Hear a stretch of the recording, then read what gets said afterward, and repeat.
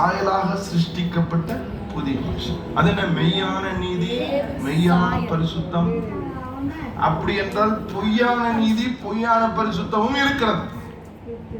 அப்படித்தானே? மெய்யான நீதியை நான் சொல்லுகிறேன், பொய்யான நீதியை நீங்கள் முடிவெடுத்துக் கொள்ளுங்கள். மெய்யான பரிசுத்தத்தை நான் சொல்லுகிறேன், பொய்யான பரிசுத்தத்தை நீங்கள் முடிவெடுத்துக் கொள்ளுங்கள். அவரே சிலுவையிலே அறையப்பட்ட அவரே, இரத்தம் சிந்தின அவரே தேவனால் நமக்கு ஞானமும் நீதியும் பரிசுத்தமும் மீட்புமாய் இருக்கிறார்.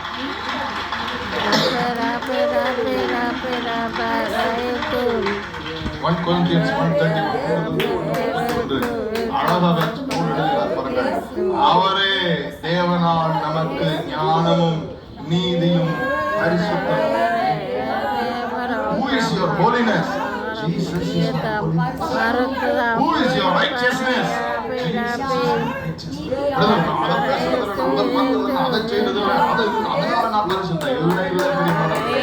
அதனால இல்லைங்க, உங்கள் நீதி அழுக்கான கண்டை, உங்கள் பாவம் இரத்தாம்பர சிவப்பு.